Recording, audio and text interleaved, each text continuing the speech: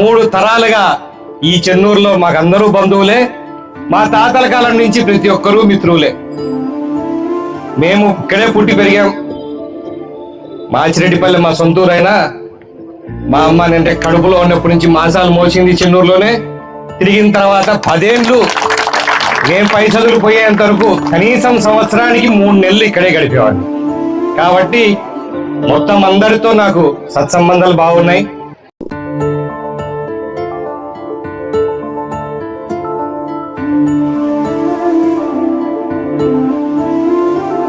గుండె దాటి గొంతు దాటి పలికిందే